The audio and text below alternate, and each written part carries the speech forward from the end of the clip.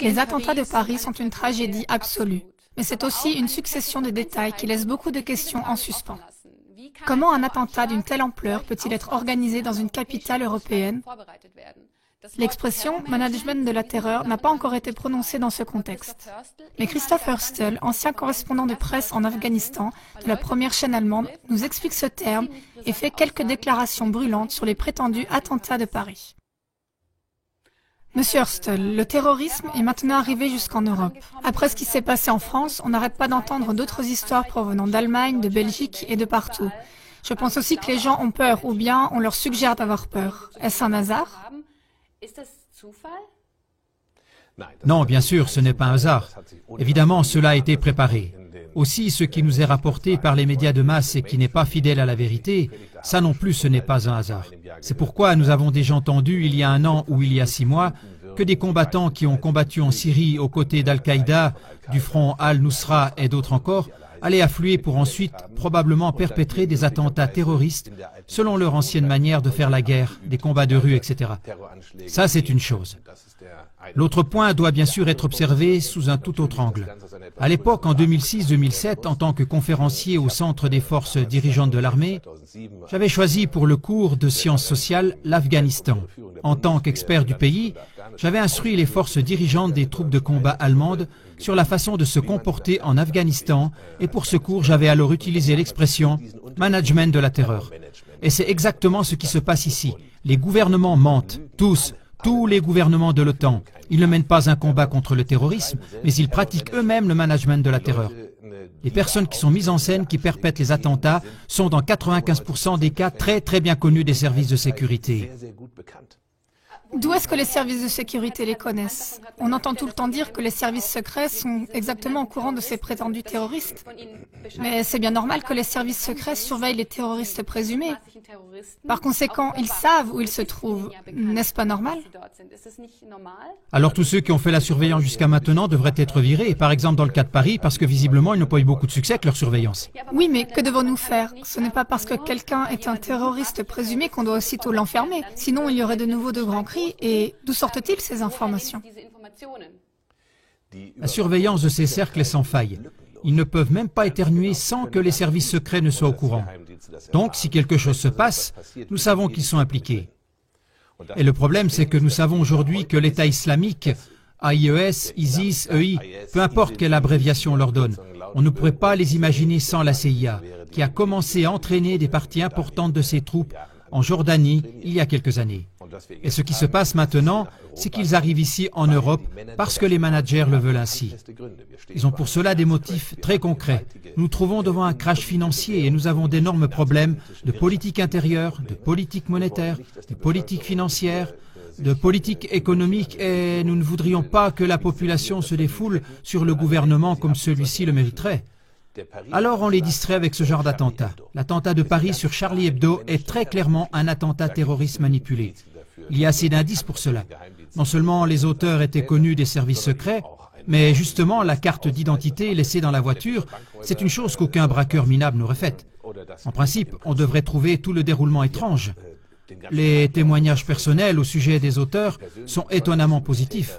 Tout cela n'est pas cohérent. Et ensuite, nous avons un écho médiatique indiscutablement cohérent qui semble convenu et finalement, nous avons l'écho politique.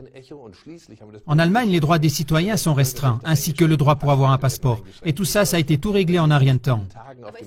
Mais ça, c'est peut-être quand même nécessaire. Je veux dire... C'est nécessaire. Si on veut avoir les terroristes sous contrôle, vous dites qu'il y a une surveillance sans faille. Par conséquent, on aurait déjà pu tout maîtriser au préalable, dans le cas de Paris.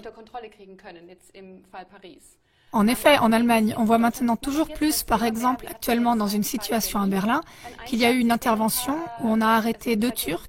On a aussi une intervention à Wolfsburg, ce qui veut dire qu'on voit quand même que nos forces de police sont en alerte antiterroriste. Ils sont en alerte et un gouvernement qui pratique le management de la terreur via le ministre de la Défense, le ministre des Affaires étrangères et le ministre de l'Intérieur, ce sont ces trois qui, dans tous les pays de l'OTAN, sont coupables et devraient être mis en prison. Bien sûr, ils vont réfléchir comme « Quand allons-nous mettre en œuvre un attentat terroriste ? Nous allons y recourir lorsque nous aurons l'impression que la population devient nerveuse, d'une manière ou d'une autre, parce que le système politique de son pays ne lui convient pas. Ils le mettront en œuvre lorsqu'ils auront l'impression qu'ils en ont besoin, parce qu'ils n'arriveront pas à faire passer certaines restrictions, des droits civiques ou des lois hostiles à la démocratie. » Donc encore plus de surveillance, etc. ou d'autres choses semblables, comme par exemple la loi sur les passeports qui a été adoptée. Par exemple, ce sont exactement ces points-là. Lorsque le gouvernement a le sentiment « Ah, nous arriverons à faire passer la loi sans attentat terroriste », bon, on va quand même arrêter quelques personnes, parce que ce sont peut-être des cercles qui sont contrôlés, mais ils sont quand même peut-être capables de se débrouiller tout seuls. Donc, le management de la terreur est un business très compliqué. On connaît cet exemple dans le cas de la NSA, où les services secrets intérieurs, les services de la sécurité et du territoire avaient de toute évidence comme habitude de coopérer avec un groupe de tueurs d'extrême droite. Et ça, c'est de ces problèmes qu'il s'agit là. Si on regarde où cela nous mène à l'avenir, on a juste besoin de regarder quelles sont les données générales. Si on a une crise, alors le gouvernement s'assure qu'elle garde la population dans la confusion par ce genre d'attentats orchestrés. Et ça, c'est en principe du point de vue du management. Les attentats autorisés, les personnes qui se promènent par là... Ce sont là quand même des accusations virulentes. Oui, c'est une accusation extrêmement virulente. Il serait temps qu'elle se fasse entendre de plus en plus fort. Le sujet du management de la terreur, je l'ai enseigné à l'époque aux soldats et j'en ai aussi donné une définition.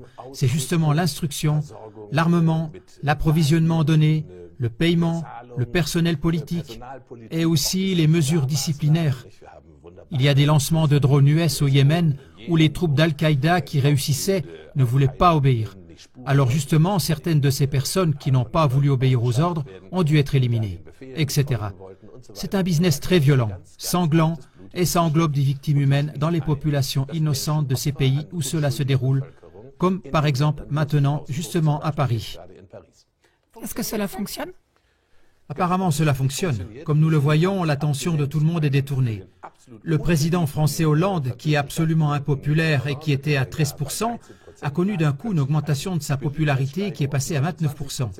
On se trouve en plein dans un vol à hauteur de billions par la mafia financière dirigée par la Banque centrale européenne pour acheter à grande échelle des papiers sans valeur, de façon à ce que la Suisse fuit l'euro avec effroi, et ainsi entraîne tout le navire à chavirer. Et ça, on doit bien sûr absolument le détourner. On ne peut pas laisser les gens venir à l'idée de vouloir tout d'un coup s'attaquer à la mafia financière. Ce serait vraiment déplacé. C'est pour cela qu'on a besoin d'une attaque terroriste. Merci beaucoup, Monsieur Hostel. Est-ce donc juste une diversion ou un terrorisme aux motivations vraiment religieuses? Car effectivement, une étude nous parvient d'Europol pour l'année 2013 qui dit que les musulmans ne seraient responsables que de 2% des attaques terroristes des 5 dernières années. Et si on regarde l'année 2013 de plus près, on voit 152 attaques terroristes dont seulement 2 avaient des motifs religieux et 84 des motivations nationalistes ou séparatistes.